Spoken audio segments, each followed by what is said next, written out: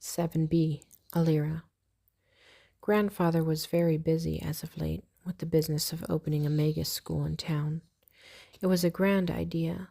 Seeing as Magus came into their powers in puberty, it seems the school would only be for the later years of education. This seemed to be helpful for Grandfather's deadline, as it meant fewer students and instructors than a traditional school.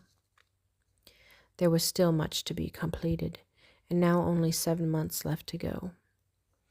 Grandfather put me in charge of the town notices, one for the local paper and then individual scrolls to be put up around town. I was glad to be of any help and included in Grandfather's venture. Over the last month, Grandfather and I had become quite close. We would often discuss herbs and sciences, of which Grandfather was keenly interested. He confided in me about a group of people who gathered to discuss such things, of which he thought I might also be uniquely interested in.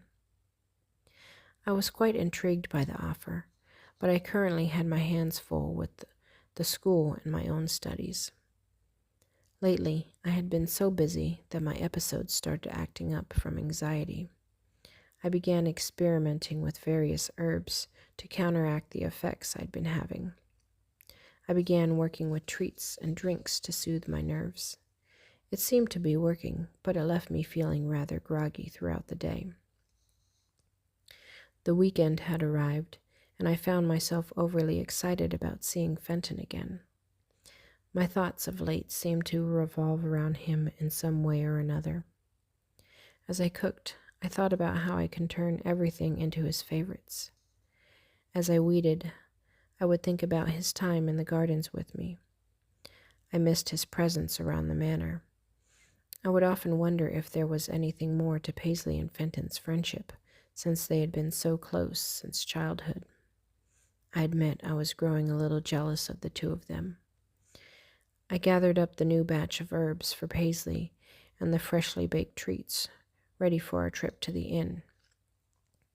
Cadence was crawling around the kitchen, dressed and ready to go. We called for the staff and headed out. Paisley and Fenton were waiting for us as we arrived. She wore a beautiful new brooch on her cloak of a crimson sun. I could barely ask her about it before the two of them burst into conversation about their trip to the caves. It was an amazing venture that I wished I could have been on. I was so happy to see Paisley finally taking an interest in something other than books, though I still couldn't quite shake the jealousy that sprang forth. I managed to push it down, but my face must have given something away because Paisley thought I didn't like the brooch at all. Avoiding the accusations, I pulled out the sweets and handed Cadence to Paisley. Later I would need to apologize and perhaps ask if she could fashion something else, since I had missed it. "Have you used the brooch yet to harness your power?" I asked. This seemed to be another topic of avid discussion, as the two of them went into detail about Paisley's new strength and precision. Paisley handed Cadence to Fenton as she demonstrated her powers. Instead of the fire convening at the hands, it sprawled out and danced in little shapes in her palms. She looked deeply at Cadence for a moment, and then back down at her palms. The fire swirled and changed into the form of a baby, crawling along her hands. She showed off a few more tricks, her favorite being a fire whip. Earth powers didn't seem to come as easily to Paisley as her fire did. When asked to see some of her earth demonstrations, Paisley sighed as she looked around for a nearby plant to work with. The flower stood neatly in place as Paisley focused on it intently. Eventually, Paisley became frustrated with it until the flower shook and wilted. She threw her hands up in frustration, apparently not having hoped for this outcome. "There is still time to work on it before the second challenge, right?" I asked. "Tomorrow is just for the talisman challenge, I believe."